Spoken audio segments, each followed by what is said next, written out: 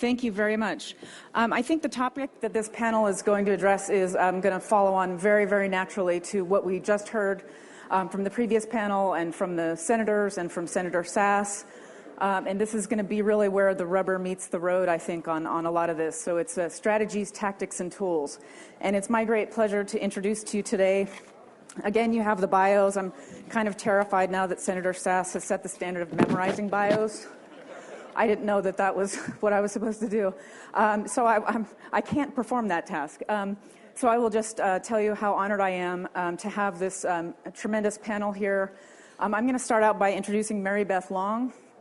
Mary Beth is a long-standing idol of mine and was the first Assistant Secretary of Defense, a female Assistant Secretary of Defense. So greatly admired by all of us. Also, Peter Feaver served as a senior advisor on the National Security Council, a very respected academic, expert in civil military relations and many other issues. He also invented the surge. You can ask him about that. No, I did not. We also have here Elbridge Colby. He's the director of the defense program at the Center for New American Security in Washington, former Deputy Assistant Secretary of Defense for Strategy. And also Andrew May. He's the Associate Director of the Office of Net Assessment in the Pentagon. And if you know anything about ONA, you know that that's where all the big brains are. So, and we have one of them with us today. So with that, I'm going to have them go ahead and give their opening remarks. And Andrew, why don't you go ahead and start? Thank you. Well, thanks for hosting me. I'm one of the few folks here who's actually still in government, so I have to start by saying I'm just speaking for myself here. I'm not representing ONA, and then by and large, ONA often doesn't represent the rest of the government, as Bridge has had to clean up after us before, and I think you have too, MBL. So I'll be speaking for myself. What I thought I would talk about is none of the stuff that I was supposed to talk about, but something different, which is the job in net assessment is to try to help inform our strategy. We don't create the strategy. We don't implement the strategy. We're trying to give better information to the secretary and to officials like Bridge and Mary Beth so they can craft a better, more informed, more comprehensive strategy. So I thought I'd talk a little bit about the analytic and knowledge base that I think is going to be needed as we move forward into the next phase of the competition with China, focusing on China principally. And then focus more particularly on two areas where I think folks at universities and outside of government more generally can make a particular contribution. So there's lots of information we're going to need, and there's lots of work that's going to need to be done. We need to understand better how the Chinese look at this competition, how they keep score, what their ambitions are. We need to revitalize our wargaming so we can better understand the character of future conflict. We need to revitalize military experimentation so we can begin to develop some new operational concepts that are appropriate to that theater and that adversary. So there's a whole host of things that need to be done. But in particular, as I said, I wanted to talk about two areas where I thought outside work, the expertise that is resident outside the government might be most useful. And because it's net assessment, and because we look at us and them, I thought I'd have one bin where we need to understand something about ourselves and another bin describing some of the things I think we need to understand about the Chinese. For ourselves, I think one of the big challenges we've got with this competition is that it's not just a new adversary, and it's not just a competition that has new dimensions to it, but that the U.S. military is likely to have to enter into wholly new businesses. And this is different from the beginning of the Cold War, where by and large, we had been in the power projection business, and we were going to continue to be in the power projection business. That was going to be our job. We were coming them in. And so a lot of the stuff we had been buying to fight World War II was appropriate to the contest we were entering into with the Soviet Union. That may be different in the case of the Chinese. The Chinese military itself is trying and has stated an ambition to enter into the power projection business. Now, they're going to find that's a very, very difficult business to be in. As we have found, it's a very, very difficult business to be in. they're trying to enter into it, they're going to have a lot of problems. One of the things that we should be thinking about doing is making those problems worse for them, making this a more difficult business for them to get into. But that means that we will need to enter into the counter power projection business or the anti-access area denial business. And that's not, generally speaking, a business that the U.S. military likes to think of itself as being in. We've disestablished our coastal artillery. We don't really do that kind of thing anymore. The stories we tell ourselves about our greatest military successes are by and large stories of us projecting power to somewhere else. And now we might be in the business of trying to frustrate someone else's power projection. There's a million opportunities to do that, and there are a lot of great ways to do it. But it's going to entail difficult transformations inside the U.S. military. It's going to involve standing up new kinds of units, new kinds of career paths, maybe whole new organizations. And as a consequence, that's going to mean disestablishing organizations and units and career paths as new ones gain prominence.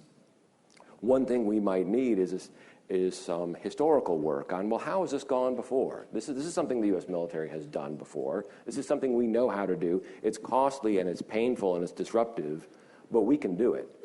And one thing we maybe ought to be doing is some historical work, studying ourselves to see how we've done it in the past, what sort of approaches work for us, and how we might therefore learn from that past and do it successfully in the future. There's also a lot we need to know about the Chinese. And here I want to talk a little about the kinds of things that Eric Edelman raised this morning, in particular the weaknesses and competitive hobbles that the Chinese are going to have. Now, these need to be looked at, in my opinion at least, in a particular way. We don't want to minimize the threat that the Chinese pose. They are a determined adversary. They are extremely ambitious, and if they got what they wanted, it would be bad news for almost everybody under their yoke. But that does not mean that they are perfect. And Eric talked this morning about some of the structural problems they're going to face. An economy that is poorly structured for long-term competition, and they're not doing a very good job of reforming. A demographic problem, pollution problems, corruption problems. And those are all real, and those are all going to limit the ways in which the Chinese can be effective. But a different class of weaknesses that I think we ought to be studying more thoroughly because they will open up strategic opportunities for the United States are the special costs that are imposed on China by their tyrannical system of government. That we know from history that tyrannies are incredibly inefficient. Our system of government is not just morally excellent, but it is also a great way to run a country. And we should know from our own history that it confers tremendous competitive advantages on us. And yet we tend to not pay adequate attention to the special problems the Chinese create because of their system. And we know from looking at them that these kinds of systems generate inefficient corruption, they generate distrust, they generate paranoia, they generate an inability to look at the world as it is and make proper assessments of what's really going on. Well, that's a lot of fodder for a very informed strategy to exploit those weaknesses. And there's not really very much the Chinese can do about those weaknesses other than change the kind of regime that they are, and that ought to be one of our overriding goals in the competition. So if we can place those kinds of weaknesses at the heart of our strategy, I think we have an opportunity to not just gain advantage, but drive this competition toward the sort of conclusion that we should be hoping for. And with that, I will surrender the balance of my time. Outstanding. Thank you, Andrew. All right, Beth. One of the things we were asked to talk about was to sort of think through what had been spoken about during the day and see what might be added before we all dive into China, before we come home or go home, and what things at least need mentioning that maybe haven't come up. And I think from my point of view, I'm probably unusually situated for that. I started out life actually as a CIA case officer on China, and then under State Department cover, and then ended up doing Drugs and Thugs, the first real dive into the overlap of military foreign policy and law enforcement, and also of intel and military, and as under State Department cover. and then went and was a lawyer for a little while, but then went back to DOD where I had literally, I'm a utility fielder, literally every geographic area under my responsibility at one time or another. So I look at all of this in a very broad, and many would tell you secretly, not very deep sense. But I do have an unusual perspective in that I was both an Intel producer and an Intel consumer when I sat on the Deputies Committee. And also when I left CIA, I was never going to meet more patriotic people, more motivated people on the planet, or even smarter people. And then I went to Williams and Connolly, and they were smarter. But I ended up at DOD, and I realized that here was everything. Here was smart, dedicated, patriotic, capable, everything you would ever want in a military, and also everything you were afraid of at the same time. And it's the afraid of part that I want to talk about just a little bit to sort of tee up some discussions. We've talked a lot about geographic threats, Russia. If we had been here maybe 10 years ago, we'd be talking about counterterrorism, about militant extremists. A little bit before that, when I joined CIA in the 80s, it was the post-Cold War. Really, the government was floundering a bit as to what was supposed to be our unity of purpose. Was it going to be economic espionage? Was it going to be, what was it going to be? And I think we're in one of those floundering moments again. And that has resulted in an over-reliance, I believe, on the military to solve our problems. And some of our other speakers have talked about that. And it ends up being a function of the fact that our military is as superb as you would ever want it to be, and has taken on tasks that just 5 years ago, certainly 10, were unimagined for the military. The mission creep of the preparing the battlefield before the battle, collecting the intel to avoid the battle, the clear, hold, build. Well, nobody really could hold, certainly not build, so they slid into really decisive roles on the soft power. No one wants to talk about soft power because it's not a threat, but it's that lack of soft power and the fact that we're over-relying on our military, and particularly our incredibly capable special forces, that I think leaves us very vulnerable in the future because they're so good they've left us gaps that we haven't been honest with the American public about filling. And those gaps are clarity of strategy and purpose. And Senator Sask talked about that in ways that I won't repeat, but he was right on. All these great tools, particularly when it gets down to the men and women in uniform, are worth nothing if you're not directing them, and you owe it to them to direct them in a clear, purposeful, strategic way in order to make your foreign policy executable and executed well, and the military being just one tool. The second place I think we're really falling down, and I have the utmost respect for Sue, but I have to tell you I'm so glad she left because I'm particularly critical of our intelligence capabilities.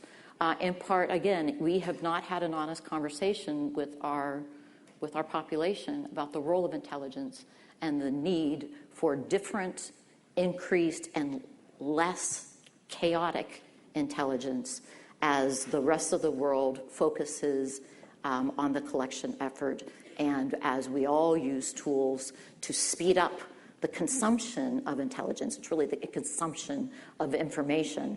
It's that magic that makes it intelligence that's useful, and we've gotten worse and worse and worse on that. And part of that is an over-reliance, again, on technical means.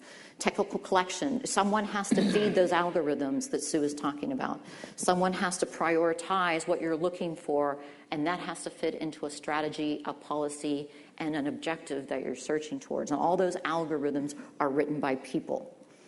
And machines aren't going to do that for you. They're a tool. They're a means to an end. But we've glommed over the fact that at the end of the day, it's well-trained, well-educated, experienced, mature individuals who understand the role of intelligence as a driver of the information that informs your strategy, your policy, your military operations, and presumably your foreign policy. On one of my big beefs, I suppose, and I was a little saddened to hear Senator Sass talk about creating another center. We have too many centers. too many diversified, chaotic, uncoordinated, duplicative, and competing intelligence organizations, many of whom reside in their own deep little corners of DoD. So they're not even counted in the 17, by the way. It's probably closer to 50. Competing for the same resources, chewing over the same raw information, coming up with different conclusions, regurgitating something another organization said, but at the end of the day, very little honest to goodness, non-technological, thoughtful collection. When I was Assistant Secretary of Defense, I went out to Baghdad and visited the station and was thrilled to see, I think it was 400 plus operations officers. And when I asked them how many active cases they had, there was crickets. And the answer was, and I can't really say, but you and I could do it by ourselves in a traditional station. That's how many cases they had. There's this desire to compete for resources through numbers. There's a desire to compete for resources through technology. Our human collection capability has become decimated on the unilateral perspective, and we've swung way too far in intelligence support to the military, which we were not very good at, but we've left in the dust traditional understanding of how decisions are made and why, a lot of which depend on human beings, their prejudices, their fears, their daddy issues. As I think President Obama recently said, we all have mommy or daddy issues, their daddy issues, their relationship with their wife, where they're feeling with their boss that week, how they're vulnerable, where their ego is, and how it all fits into the larger context. You can't possibly sort through or design an algorithm that understands technical collection on Russia unless you understand the Russian psyche. And that involves getting to know Russians and a lot of vodka, at a minimum. And you can't do that through a machine. So I worry deeply about our lack of human intelligence and our over-reliance on technical solutions, not only to collection, but for aggregating collections and correlating it. The other thing it's a bit of a beef, and perhaps because I was a human collector, I'm myopic, but that's one of the things you get to be in life, and that is a lack of understanding and an abandonment of traditional covert action and Title 50 authorities, which have been utilized most recently to target airstrikes in Yemen and to support the military in the most amazing ways, but we have lost a lot of the covert action capabilities and lore that took us through the 80s, when many people would be surprised to learn that there were 20 covert action campaigns going on in CIA in the mid-80s when I was there, 20. Most of which reported to Casey. How many of you are familiar with the Solidarity Party in Poland and the sea change that took? There's a great book out, There's a great book out. I was gobsmacked when I realized that they had declassified that information. The Solidarity movement actually was a movement that consisted of less than 20 people that the CIA got a hold of and decided that they would sponsor.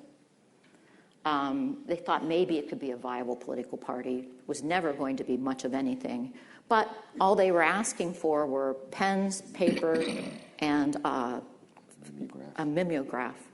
The ones with the purple ink that smelled sort of funny, and every once in a while you go to your office and go, just because it was so odd. That's what we sent them. We basically sent them, the CIA, and Solidarity through well-placed understanding of the vulnerabilities of the Russians, the sentiments of the Poles, and the untapped marriage of Polish pride and of the unions and the hard-working Poles, combined with the beauty of religion, the pride of the Catholic Pole. That's what brought you the Solidarity movement, which became the biggest pain in the butt to the Russians when it came to the Poles, and introduced a sea change in Polish governance and in Polish politics that reverberated throughout what was then the Soviet Union. We don't do that stuff anymore, and we don't do it by choice. The authorities are there. Influencing operations, propaganda, what we used to respond to and used to be our bread and butter as part of the Cold War, we choose not to do, in part because we've become an overly litigious society. We get ourselves all tied up in knots regarding the tug of war between First Amendment rights, privacy issues, and the impossibility to do these kinds of things without it ending up in the internet and, oh my goodness, somehow touching upon U.S. persons or a U.S. server, and we can't do that under Executive Order 12333. We've tied ourselves up in knots. Why? Because we're dealing with authorities and prejudices that were written in 1947 and 1949. Now, what kind of sense does that make? If we're going to get serious about really competing with the nation-state threats that we've been talking about and other threats going into the future, we've got to get serious about a conversation, first of all, with the American population about what do you want out of your intel organizations?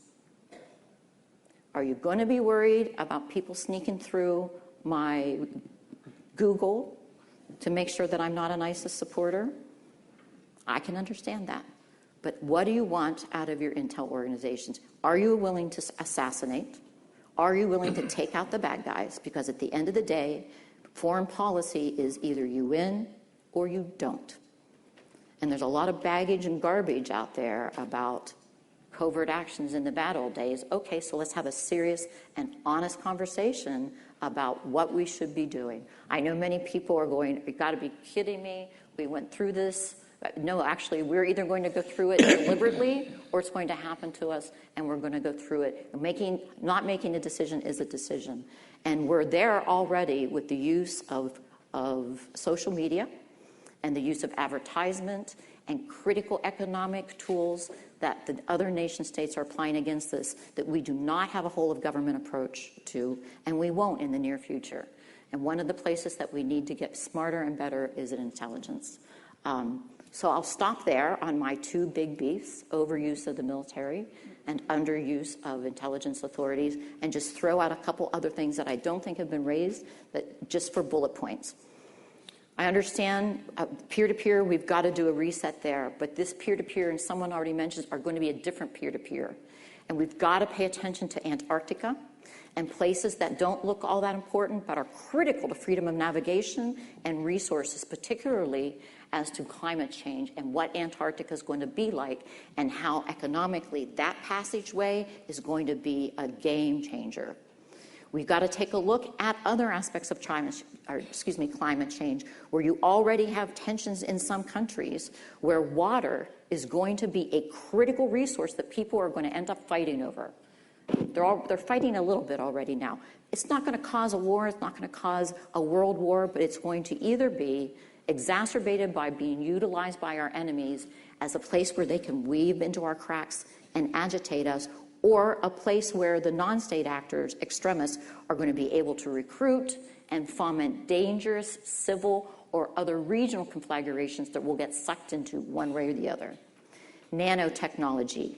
Too scary to even talk about. There's a lot of smart people out here, smarter than I am, but we don't think about how an introduction of nanotechnology either into our health system, our water, or other places could be, again, a game changer.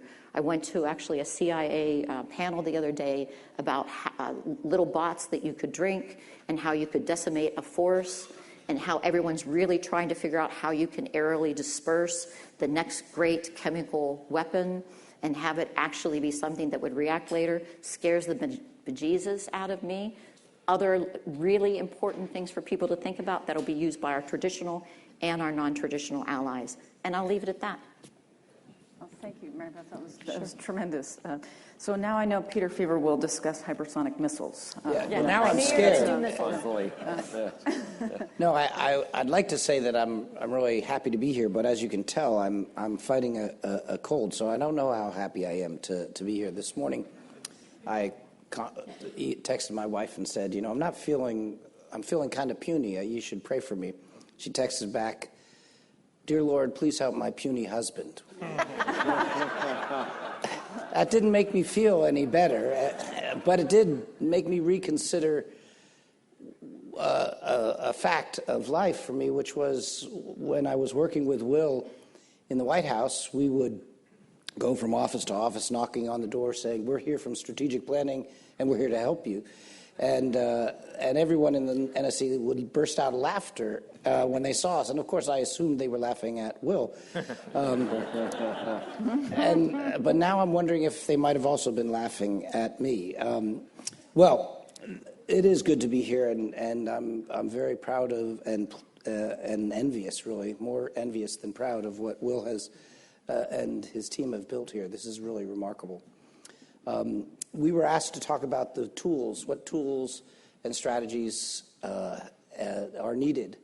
And I have the bad news and worse news. The bad news is we don't have what we need. And the worst news is we don't have the political will to create what we need. And I want to focus on that second piece because I know Bridge, who knows the tool so much better than I do, is probably going to be more practical than me. But I want to focus, and this is something of a riff on Senator Sass's really wonderful keynote address. I want to focus on 5 questions that should have been asked in the last presidential election that weren't asked. And I think these questions are really still hanging in the air. There needs to be a political debate in our country asking and answering these questions. And the first question is, do Americans understand the price of freedom? Do we really understand this? I take students on staff rides so that we go to the battlefields and actually walk the terrain. Gettysburg, of course, is a classic staff ride. But we also have done the beaches of Normandy and the 100-day offensive at the end of World War I.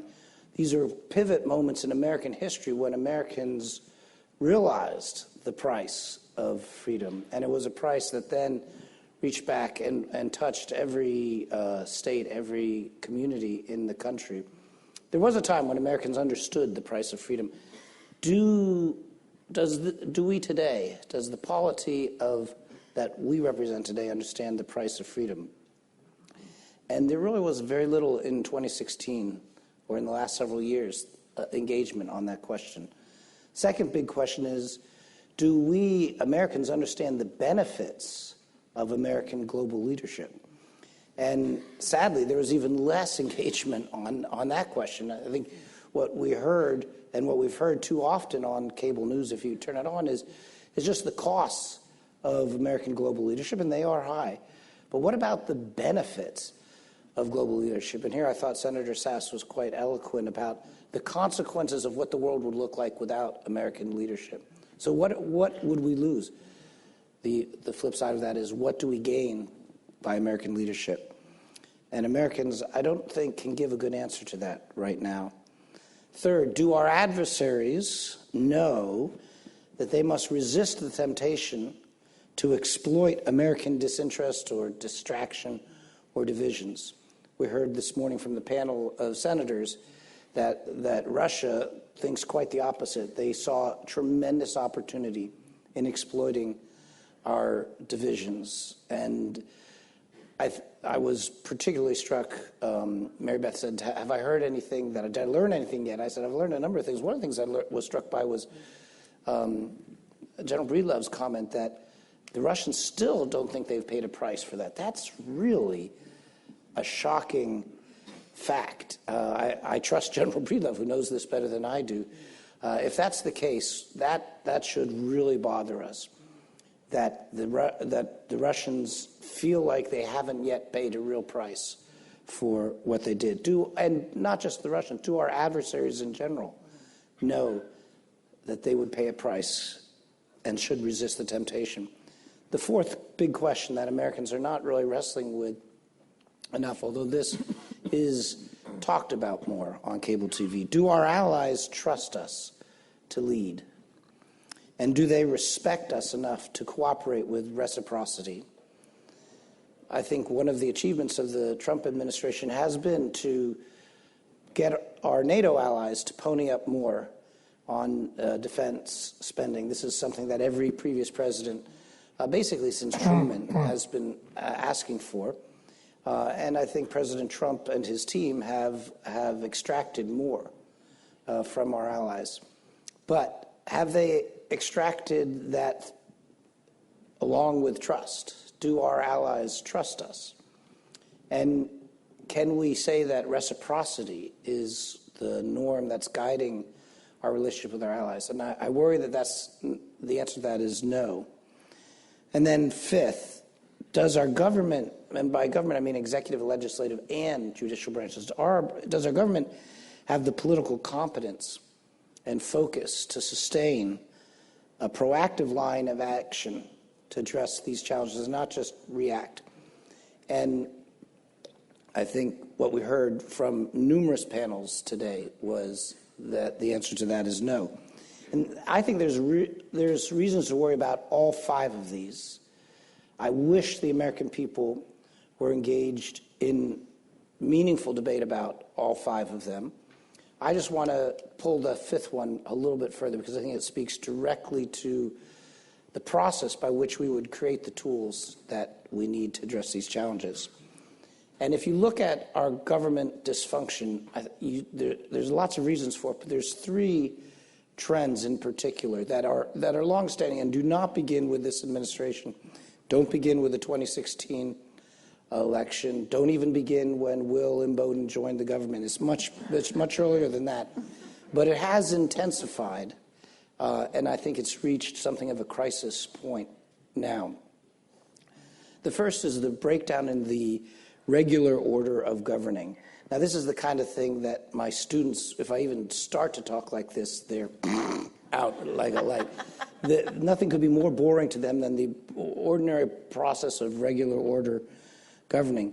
You know, authorizations, well, first budget bill, authorizations, appropriations, a normal interagency process of paper working its way up in decisions and implementation guidance going back down.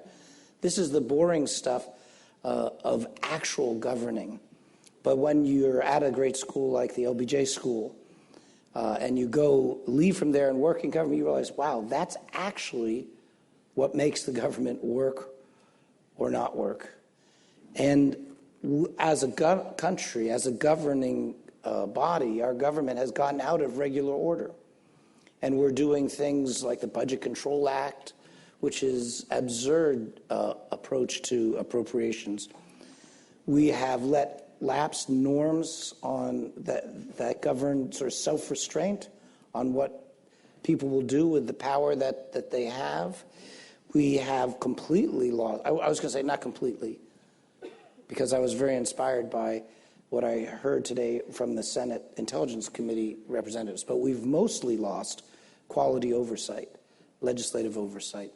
It's rare to have the kind of oversight that you saw embodied in Senator Burr and Senator Warner. And much more common, sadly, is oversight that is political theater for the TVs. And all of this is actually the workings of our advantage that Andrew was describing. What makes our government work well is our capacity over time to develop these bureaucratic techniques or these governing techniques that function, and they have broken down. And there's a long path to how they broke down, but it's at a crisis point.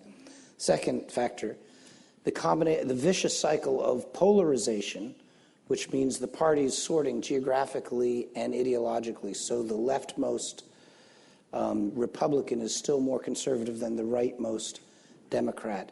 And you are likely not just to, you're likely to live near people who think like you politically, you're likely to go to church with people who think like you politically, et cetera. Polarization, separation, combined with tribalist party loyalties, where its party label will trump ideological commitments, ideas. I was, tough on Russia before, but now I'm soft on Russia. What changed? Well, my party leaders changed. So it changed the stance, so I'm going to flip my stance. This kind of party as tribe, so whatever my tribe says goes, even if it's the exact opposite of what I was doing last time. And that's a vicious cycle that repeats itself and makes governing hard. The third point, the decline in the marketplace of ideas.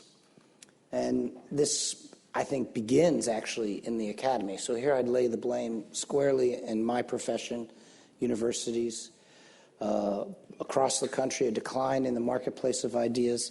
But it also extends a decline in the marketplace in the think tank community, and then even within government. And what I mean here, what I'm referring to is a reluctance to credit the other side with a plausible argument. It may be wrong. It may be plausible. It may be actually wrong. At the end of the day, you're persuaded the other to go a different direction. But they have a plausible argument, and you can see the logic of it. You can benefit from learning from it, and maybe even adjust your approach slightly by borrowing the best ideas from theirs. This kind of approach to argument and to the marketplace of ideas has been replaced, and I fear now we may have even lost the ability to do that kind of empathy. It's been replaced by a bonfire of straw men, where the other side's ideas are so painfully stupid. How could anyone do this? This is not limited. This is not a critique of this president per se, because while I see it in this administration, on the way down here I read Elizabeth Warren's Foreign Affairs piece, and that was a bonfire of straw men. And of course it goes back much longer than our present day. But I want to emphasize, and I want to end on emphasizing this point about the marketplace of ideas, because I think that's where everyone in this room can make a contribution right now, tonight. Actually, I would say you're already making a contribution by being here. You've heard a range of opinions. You've heard some disagreements. You've heard, I think, a more sensible kind of debate than you might if you were just watching TV. And I credit the panelists who went before. But you all can contribute to that. And I want to especially thank Will Imboden and the Clements Center and the Strauss Center, which I think is a beacon of how this ought to be done. And at the end of the day, I'm optimistic in the same way that Senator Sass was, in the same way that several of our folks are. I'm still going to bet on America. But I'm going to win that bet if we improve the quality of our debate, if we get over this polarization, party tribal loyalties, this inability to see that the other side has a good idea, and if we can get back to regular order governing. And if so, then I think I'm going to win that bet. Thank you. I'll close there. All right, great. Well, Rich thanks. Colby. Oh, excuse me. There you go. I'm still alive. There you go. That's All happened, right. I'm still Don't alive breathe at on the me. end. All right. Thanks, Celeste, and thanks, Will and Bobby, and the whole crowd here at UT for the invitation. I am pleased to be here, actually. But the topic for the panel was strategy, tactics, and tools. I'm very not handy with tools, and I'm pretty absent-minded. So I'm going to stick to strategy, both content-wise and also in talking about its role. There's been a lot of discussion over the last few hours about how we lack a coherent strategy, and I thought Senator Sass kind of threw down the gauntlet on that. Well, let me try, because I think we can have a pretty firm grasp. It may not be very romantic the way I'm putting it, but I think it's fairly clear, and I think it's reflected basically in documents like the National Defense Strategy and the National Security Strategy. And that is, I think the organizers here rightly focus on great power competition as being the defining sort of salient factor in global politics. There's been a lot of discussion about non-state actors today and certainly over the last generation. I'm of the view that states remain the decisive actors in international politics. If we're trying to be parsimonious and you're trying to make a strategy and make hard decisions and guide people making hard decisions, I think you need to come to some tough calls. Non-state actors can have enormous influence. Obviously, 9/11 is the unparalleled, sad example of that. But fundamentally, as we're seeing, I think in the internet actually is a great example. The internet was developed with all this fanfare that it was going to prove, I like to quote the Monty Python line, the anarcho-syndicalist kind of mindset, that basically it was going to be developed in a way where states wouldn't have a role and it would empower individuals. And actually what we're seeing is that states do have an incredible, and they can leverage the power of the internet. Look at China and this total information capital. I mean, it's terrifying stuff. But states will be able to adapt, and until we see something different, they are the locus of power for good or ill. So if that's true, what is it that we're really looking to do in the world? And I actually think this is fairly consistent over a very long period of time. In fact, through the existence of the Republic. U.S. interests are fundamentally in maintaining favorable regional balances of power in the key regions of the world, and those are particularly Asia, above all, because of its wealth and dynamism, as well as Europe, and to a more limited and focused degree the Persian Gulf because of the wealth that can be leveraged and resident there. Not the broader Middle East, but the Gulf in particular. Obviously, other regions are important. Certainly, the Western Hemisphere is important for us, but when we're thinking about the agglomeration of power and the ability to capture wealth and military power and other appurtenances of state power, those are the key regions. The world could be arranged in a different way where they were randomly distributed, but they're not. So, for instance, obviously the Western Hemisphere is very important for us, but it's not a strategically decisive theater, because even if you could dominate the Western Hemisphere, it would be very easy for the United States to balance it. So if that's the case, what is it? Why do we want these favorable regional balances of power? What we want to prevent happening is we don't want to dominate these regions. What we want to be able to do is deny even potentially hostile hegemon or sort of discriminatory hegemon from dominating these regions, or collection of states from dominating regions. Why?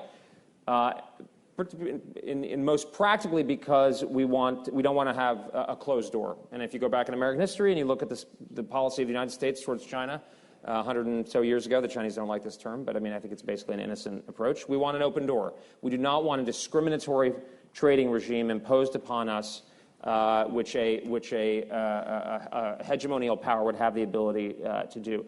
If it's a balance of power, if there's an open field in places like Asia and Europe, we will be able to deal with them and come to reasonable commercial and other trading arrangements or other arrangements, and we'll be fine.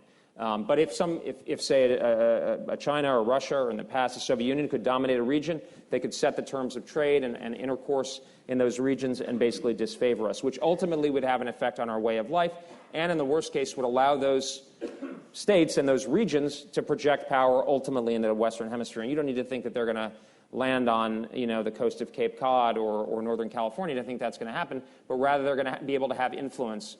I mean, I don't want to be too alarmist, but you could imagine the kind of power that the United States wields in other regions of the world being brought to our shores. And when we're thinking about our politics, that's not what we want.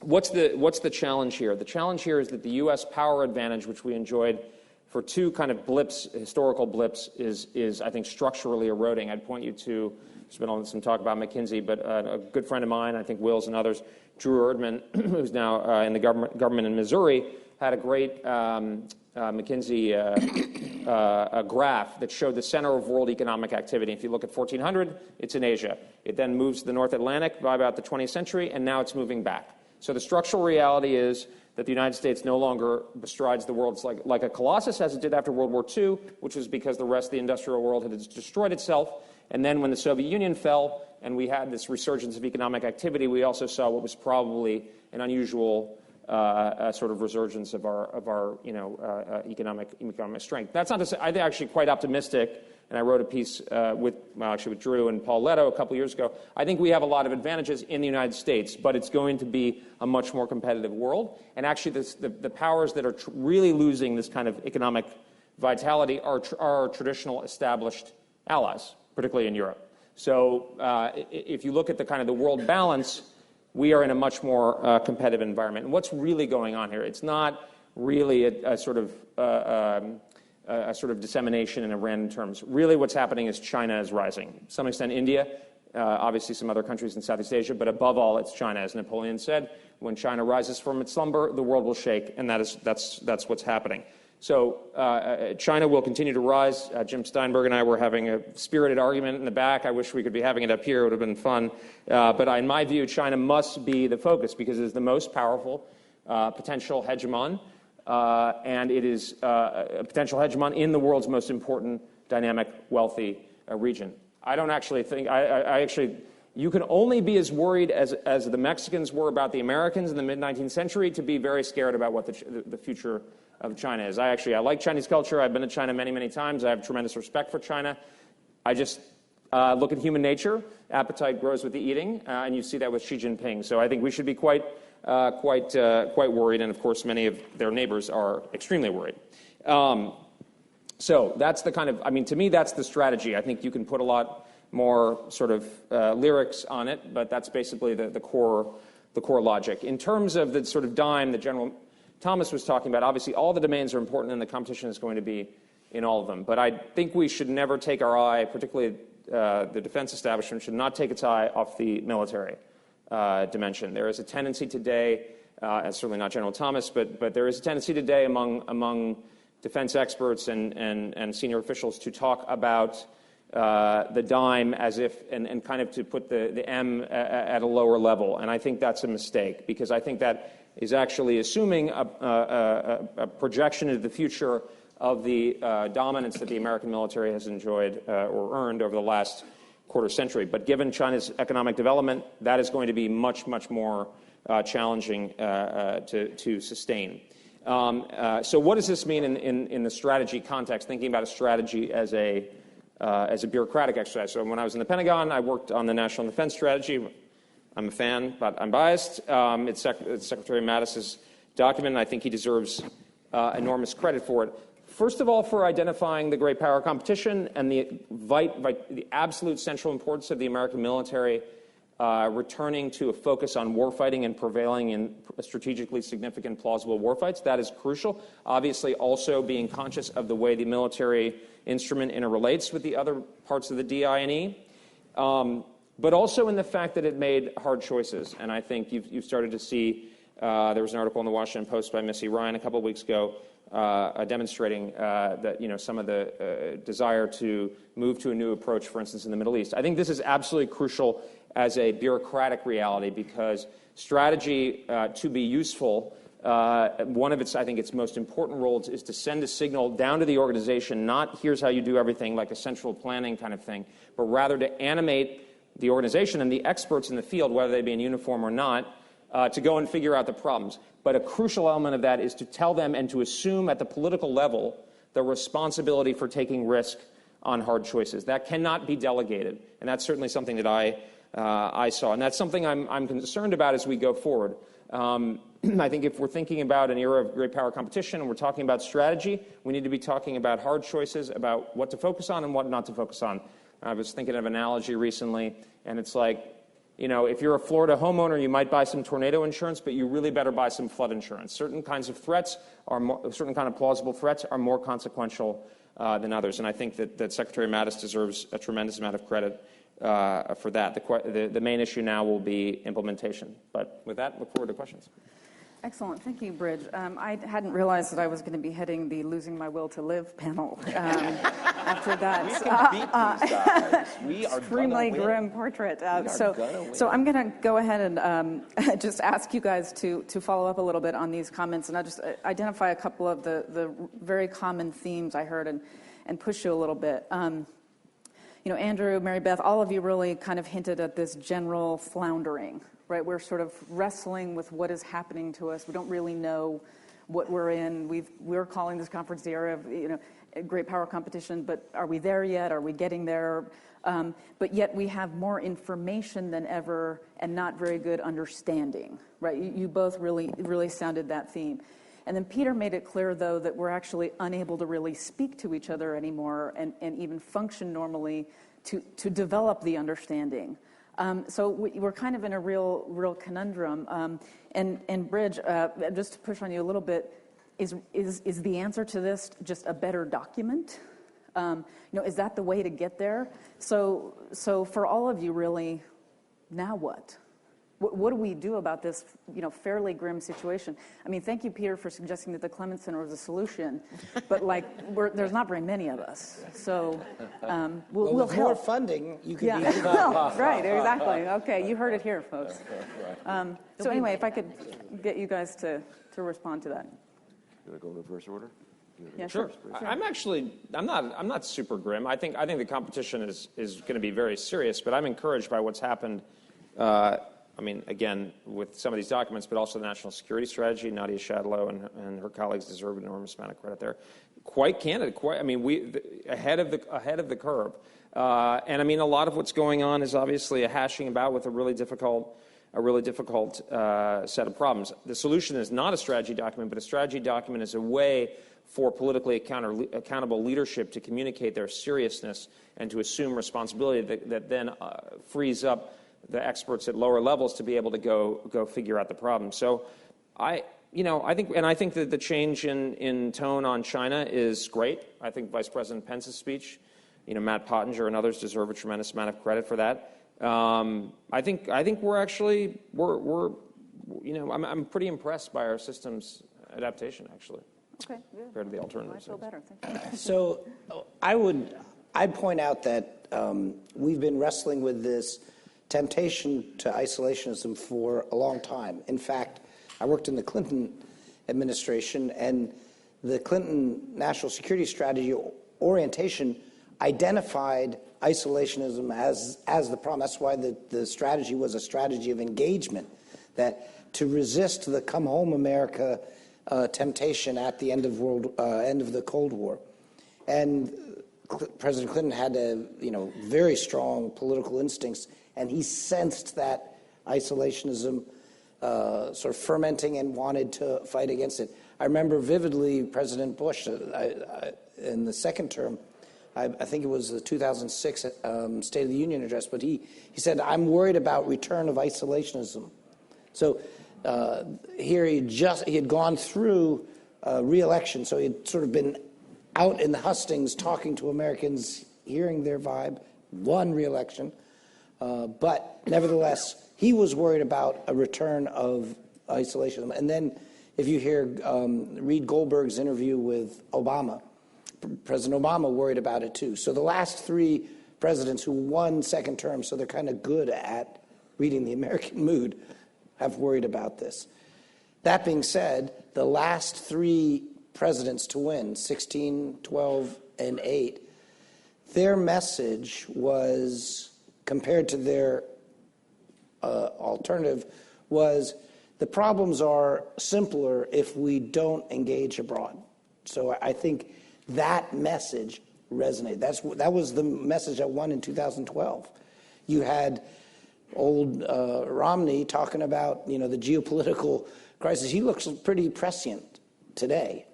I thought he looked prescient in 2012, but he lost, and he lost on the foreign policy debate. The American people thought that President Obama's perspective, which was a much more benign reading of the world, was won out over Romney. And of course, in 2008, it was a similar dynamic.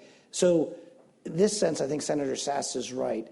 No one has made the case to the American people yet in a way that the American people will click on and say, I'll get it. Yeah, I get it. I'm willing to sign on for that. So that's the challenge.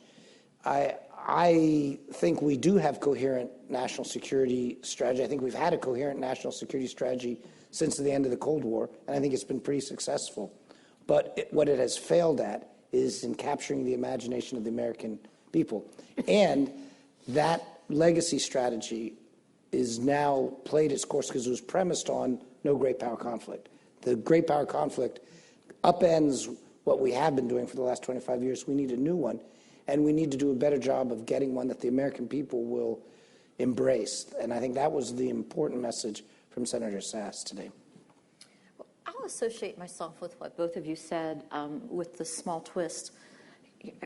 I do think that post 9/11, when we had unity of purpose, in part because we saw unity of threat, and everybody affiliated and associated themselves with the idea that this has to do with me. This is about my security, my hometown, my Mall of the America. And I would quibble with Peter, and Peter's a lot smarter than I am, and he writes beautifully, in that I don't understand how you can have a national security policy that's successful if but then say, but it didn't engage the American people. Because at the end of the day, then it's not successful. It's transitory at best, because if we don't engage the American people, you don't get the political will. And if you don't have the political will, you can have the tools in the toolkit, and you can have great pieces of paper and process. But if you can't implement, or you won't implement, because you're worried that people won't support you, then really what good is it? And I think we're there. I think that, bluntly spoken, we don't have the forcing mechanism that has pulled Americans together and said, this is important to me. In fact, we've had dialogues that were very different, and I think you articulated those best, in that most Americans don't see how these fights in China or against Putin, or these conflicts in Afghanistan that are still bugging us, and oh my goodness, we still have people in Bosnia, Herzegovina, in the Baltics, and how does NATO, they're really not paying their fair share. And where that impacts me sitting in voter box is that my life hasn't changed, and the economy is supposed to be going great guns, and I'm still clipping coupons.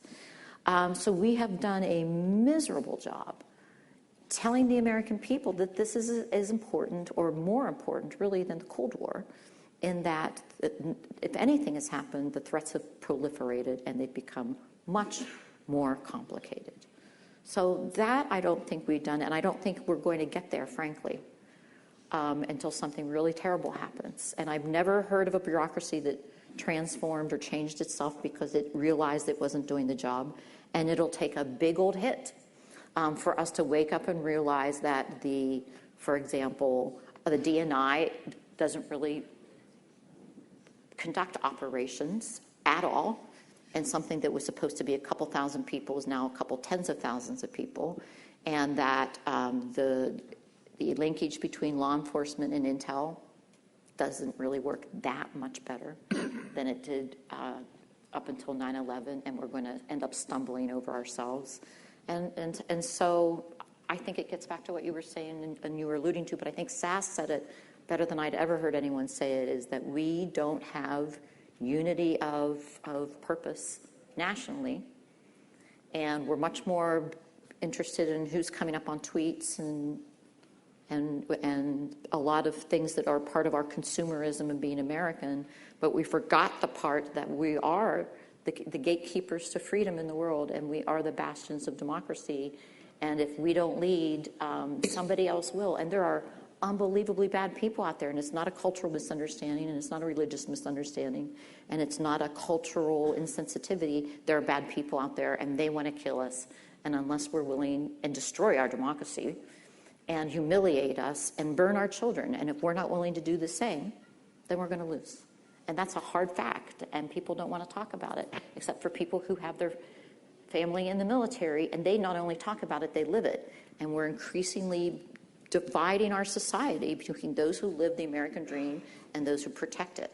And that, from my standpoint, is a huge problem that we're all dancing around a bit. And it gives us this luxury of not talking about, in a very serious way, our national security. I'm not a political person, and so I'm a civil servant. So I will say something a little bit different, which is, and I want to accept people on this stage currently from my comments, but I will say I think one tendency that I see come up a lot is to describe our strategy and say, well, our preferred strategy is say, well, why don't these people get it? We'll have to explain it to them again. We'll have to set up institutes to explain it to them. It's conceivable, maybe, that we should turn this around, and maybe our strategy should reflect the interests that the people enunciate. And that instead of, and again, I'm not, it's going to sound like I'm commenting on Mary Beth, and I'm really not. Go for it. I think there is a tendency to describe people who have a less ambitious view for the U.S. in the world as somehow life's losers, the people who have become embittered, they've somehow lost out on the American dream, and they're lashing out by wanting to withdraw. And I think that is not a useful paradigm to take in. And instead, maybe it's conceivable, at least to me, that there is an intellectual, intelligent, and coherent argument for different interpretations of what U.S. interests may be. Those interests have, in fact, changed over the course of our history. It was not written by God that the United States take the role and position that we have taken in the last 75 or 100 years. It's been a very good time for the world, and it's been a very good time for the United States, but it is not the only way it has ever been, and it's not ridiculous to suppose that intelligent, informed, patriotic people could have very different interpretations. And one of the things that we're trying to do inside the office is sponsor work on alternative strategies that are based on different interpretations of what U.S. interests might be. And one of the most remarkable things, the Office of Assessment has a good reputation for being willing to explore dangerous ideas and for protecting the identities of the people who help us explore those ideas, because they often have other jobs and they can get into all kinds of trouble if it turns out that they're saying heretical things. Even in that case, it's very difficult to get people to articulate different visions or different views of U.S. interests because they're terrified that it's going to be held against them at some later date. It's not that they don't think it shouldn't be done. It's that they're scared that it's going to cost them professionally. And that's a disastrous situation for us as a country, because it's a real possibility that lamentably or not, the U.S. populace will decide that they do have a less grand scope of their interests. And it's incumbent, I think, upon at least the Department of Defense to be prepared for what that would look like and what an appropriate strategy to support that set of interests would be. And we're having a hard time getting it done because taking that view has become a subject of mockery amongst, I would say, the elite in Manhattan, Washington, D.C., and San Francisco. And we're not helping the country by taking that tone. Fantastic. Okay, I want to take some questions from the audience. I just want to say I'm reminded of, I think it was Atchison said to Truman before the Truman Doctrine speech, scare the hell out of the American people. Right. I would say listen to the American people, but what the hell do I know? Anyway, yeah. Was it Atchison? Yeah, okay, anyway, whoever it was. Yeah, sorry.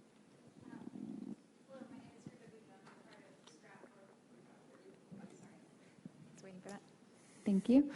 My name is Riva Gujon. I'm part of Stratfor. We're obsessed with the great power competition theme. But really, I wanted to get more specific about strategy and location. So to Andrew May's point, what areas come to mind when you're talking about taking advantage of or exploiting areas where we see China's nascent power projection capabilities? To your point on Poland, and the types of covert operations we've done in the past, I mean, Central Asia is a huge field, the fault line between Russia and China, where most Americans can't even name all the stands, but this is an area where seems like a gold mine of opportunity.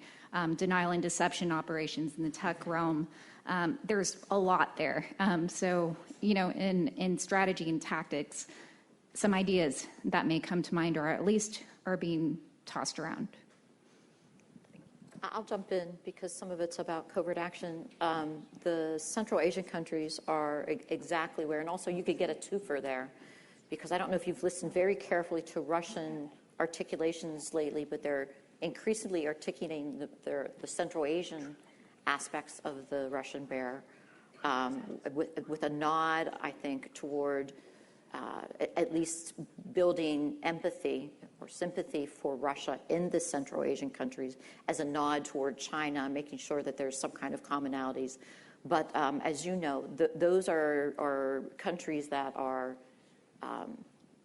they're not something that has had a lot of U.S. attention in the past, and there are opportunities there. I also think sort of an easy one for us is Latin America, where if you really wanted to address Russian and China efforts, you could argue that they're certainly not a strategic threat. But if you wanted to just counter their influencing, these are countries that are extremely predisposed toward the United States. They have a fairly receptive attitude towards the U.S. I was there for the turnover of the Panama Canal Central America was up in arms about the Chinese are moving in, are going to control this waterway. If you go to the Central America warned us during the Rumsfeld era that this was going to happen, these deterioration of this nation state to a... so there, for very little bang on your buck, frankly, and very little investment, you could really start countering or at least responding to. I think, and I separate those, we don't respond to the active measures, the influencing operations of the Chinese. We don't even like talking about it. There's very few people who want to talk about it. And it came up today, and I was a little surprised of the Confucius organizations and the pro-China organizations or the Zen studies organizations that are proliferated in our college campuses that are really used as platforms for Chinese sympathies to be built, as well as intel and other collections. And I'm just going to say it. I know it's not politically correct, but we really need to be much, much more savvy on our counterintelligence. And it runs smack up against our political correctness and our fundamental pride, and rightfully so, and of our American diverse population and our freedom of ideas and exchanges. And we can't sacrifice that. But we also can't be dumb and not recognize threats for what they are. So we've got to find the balance, and we need to have an honest conversation with our intellectual communities, our academics, et cetera. So there are places. Some of them are at home. Africa, also several places where there's a lot of tension, where China has tried to really isolate us from particularly precious metals, precious earths, and a lot of resources we're going to need, where the local population is a little nervous. On the one hand, where I think for AFRICOM, if it could have a little bit more resources and we could get our messaging straight, we could do a lot. On the possible weaknesses of tyrannies, I'll give you two. I'll draw, just for sensitivity reasons, on the Soviet case, but I think it's reasonable to imagine these kinds of things manifest themselves in other tyrannical regimes. And both have to do with people and how you trust them. I think we saw in the Soviet case that there was great distrust up and down the command chain. In fact, there was a study called "What Soviet Commanders Fear from Their Own Forces," right? And they really did fear things, and there was not trust all up and down the chain. And as a consequence, they were inhibited in their ability to conduct certain kinds of operations that depended upon an ability to adapt quickly, to delegate authority. They became more and more incapable of operating on the more modern battlefield. And we were able to do things and to push warfare in directions that exacerbated that weakness and could credibly demonstrate to them that we were going to put them in positions where they were going to need to operate in a more distributed way, and they were going to fail. And we knew it, and they knew it. Another example is the custody over nuclear weapons. Soviet Union very, very, very concerned about letting its military forces have custody over assembled nuclear weapons. And that's maybe wise. They were doing it not because they were concerned about someone starting a war against the United States. They were worried about someone using one of those weapons against the Kremlin, right? And they should have been afraid, right? When you run that kind of country, people are going to try to kill you. Your own people are going to try to kill you. And that inhibited their ability to conduct certain kinds of deterrence operations where we were able to do strip alert, airborne alert. We were able to put weapons in the air, push them forward, and put that kind of pressure on the Soviet Union. They were unable to reciprocate against us. And that created an overwhelming, enduring day-to-day advantage. And it put them in a situation that they could not recover from. So I would say those are two examples, and I think there are probably analogs in China if people like you all begin to look.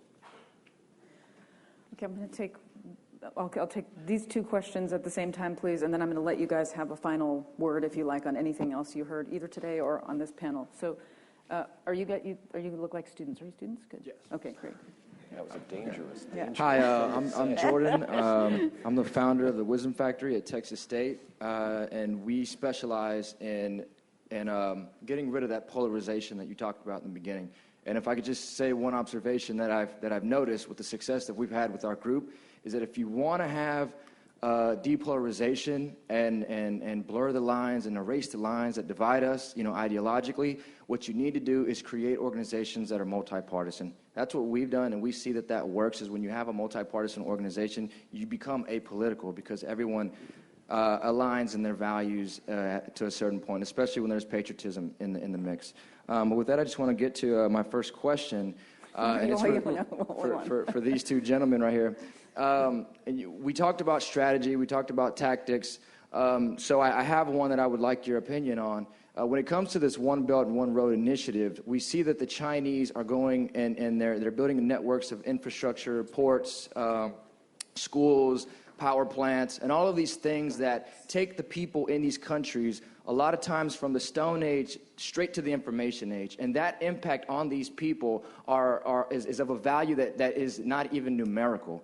And it sort of gives them the ability to create market access to markets. It helps them create partnerships where they can solve global problems, and it helps them create alliances for the future. So my question to you is, why can't the United States have a similar program where we're investing and using our engineers and using our manufacturing capability to also develop these countries in a similar way? And second, whenever these countries find themselves in a debt trap, why can't we loan them the money to get them out of these severe conditions that would be imposed on them if they default on Chinese debt? Why can't we then finance that trap in order to get them out of these situations, and then we would be the ones who would be able to impose these conditions? And real quick for Mary Beth. No, it's okay. Nice try. Sir, did you have a hopefully short question that you wanted to? Yeah. Okay. Yeah. So really. Okay. So, yeah. All right. So the thing that I was wondering was, how do you see trade and economic policy as fitting into our efforts to constrain China and Russia? Because there's a lot of things that were brought up in this panel that I think are really relevant to that. On one hand, the rise of China is something that's been largely financed by the United States through trade deficits. But on the other hand, as has been mentioned, our willingness to trade with other countries is something that's very important for our international legitimacy. And then this is something that's further complicated by the rise of economic warfare and the return of mercantilism, particularly with China, as well as efforts by China and Russia to use businesses as proxies to interfere with our intelligence gathering capabilities and with our political system. So my question is, where do we draw the line with this? Do you see Trump's tariffs as being something that's beneficial? And if not, what kind of alternatives in terms of economic and trade policy would exist in order for us to counter their rise in those areas? Great, thank you. So if you guys want to address those questions, and then any final remarks you'd like to make, please. Okay, so actually development aid has been a very powerful tool that the U.S. has used. President Clinton greatly increased the development budget over what he inherited, and then President Bush doubled it over that. So this has been an extraordinarily powerful tool, and this is, sadly, one of the places where the American people don't understand the return on investment that we've got for it. And when you ask the American people, how much are we spending on development aid, and for instance, debt relief, you said debt forgiveness, holy cow, how much do you think we're spending? And how much should we spend? Oh, we're spending about 5%. We should spend more like 3% of our GDP, is what they say. And of course, it's 0.01. It's a tiny fraction of our GDP is what we spend. Great investment. Now, that's not what Belt and Road is. Belt and Road is a boondoggle of bad investments. And I would love to torment the China panel by going on at length with my opinions on China, but I'm not. I'm not going to do that.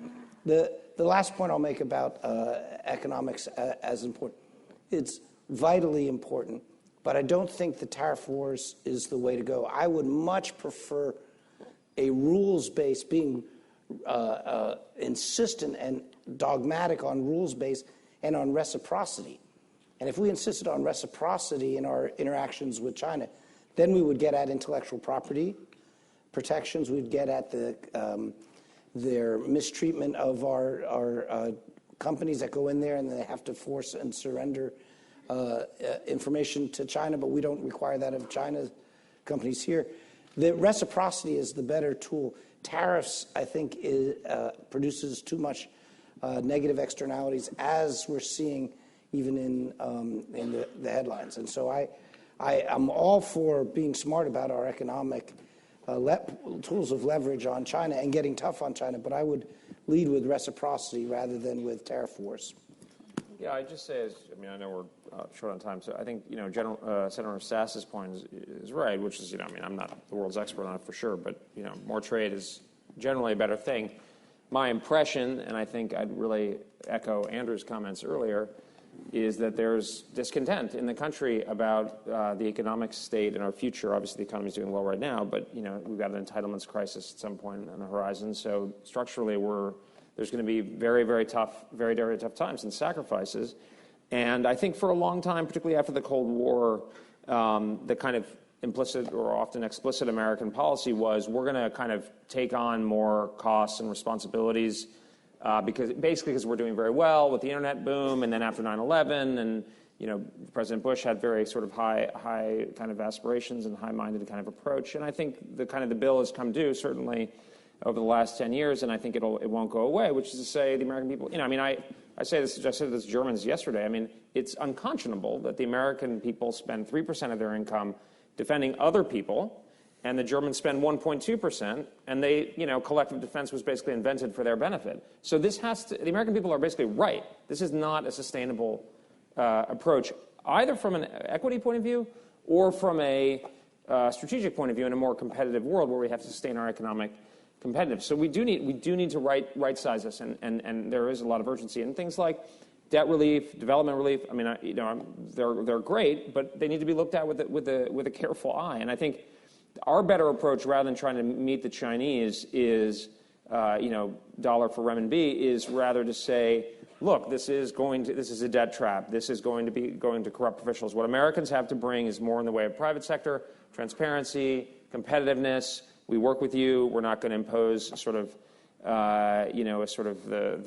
kind of an impossible burden on you. And over the long term, I think we're going to be better off. But I think the basic message I just kind of end with actually just is really again echoing Andrew's. I think it's on people like us to hear what the American people are saying, and say, well, how is this actually in American people's interest to have? The calls for leadership, for instance, like leadership is an instrument. There should be some pursuit that we are trying to achieve, some goals that we're trying to achieve that makes sense at a pocketbook level for the American people. And that should be explainable. I think the way that I've laid it out is net beneficial over time for the American people. It's a bit abstruse, but I think if we get blocked out of Asia, American standards of living over time will be substantially worse than if we're not. And the costs and risks are worth it. But I think that's a pocketbook argument. I think people like us, and certainly politicians, need to be able to make that pocketbook argument. Excellent. Thanks, Bridget. From a final comment standpoint, I just 2 points. I think there's a difference between deciding that you're going to have an honest, nonpartisan, fact-based dialogue with the American people about what you're doing with your economic funds and what you're doing with your foreign policy and the role of the United States in the globe, and have that dialogue and have it in a way that the people can make. It's not value or judgment laden, but that you talk seriously about where we are and where we should be going from a global standpoint. I think that's different and shouldn't be collapsed with criticizing the way Americans, or appearing to criticize the way the Americans have voted, and they're legitimate, I think, and I think overwhelmingly the message from Americans in this election and in previous ones, as you point out, and I think in the foreseeable future, is they don't see and understand what is going on in the foreign policy world, and are frightened and confused, and in some cases just disgusted with the ambiguity of messaging and goals and targets and roles that we're playing. One does not necessarily mean the other. And the problem we've fallen into is that the dialogue has become it only happens when people are running for office, pretty much. It's so value-laden and politicized that it ends up being judgmental or appearing to make people afraid if you say, I think differently. And we've got to get away from that. The American people are smart. Look what they've built. They built this. They're very wise at the end of the day. They vote and they get the right thing. We need to trust them to have a conversation, though, particularly about intelligence. How many people are thinking today about the tens, if not hundreds of thousands of people that were intercepted by the NSA that the American people didn't really even hear about until well after the fact? And then there wasn't a lot of discussion about, wow, did we just turn one of our primary intelligence gathering weapons on ourselves? Well, we need to have that conversation because it's an issue. And the other thing I think we need to talk a lot about, which hasn't come up here, is it's so hard from the economic standpoint. At the end of the day, it's very difficult to use economic tools and trades and et cetera when I'll quote Chairman Mike Mullen, who said, I think maybe about 10 years ago now, that at the end of the day, the biggest threat to American democracy is our deficit. And that the fact that we are unwilling to make hard choices when it comes to resource allocation. And that was many moons before our deficit has come to the place where it is now. And at the end of the day, all of this is going to crash up against itself. And it's particularly difficult to address foreign policy issues when a lot of your deficit is being held by China and other actors with whom you don't share foreign policy goals. We don't want to talk about that because it's difficult, but it's something that everybody needs to be very aware of. We've tied our own hands. We can untie them. But again, it's got to be a conversation, and it can't be value-laden. And I leave it at that. Thank you very much. Andrew, any final comments? My last comment is actually I'm here today because I wanted to come yesterday. And yesterday I spent the day talking with some of the faculty and, even more impressively, the students here at the Clements Center and the Straff Center. And I will say, while today was a remarkable, and will only get better with the next panel, remarkable demonstration of experience and deep thinking, you should have seen yesterday. It's an amazing group of people that you all have assembled, and it was just it was a terrific way to spend a day, and very, very, very impressive, and a cause, I think, for some hope for the rest of us. So thank you. Excellent. Thank you all. Please join me in thanking this great panel. Thank you so much. Thank you. Awesome.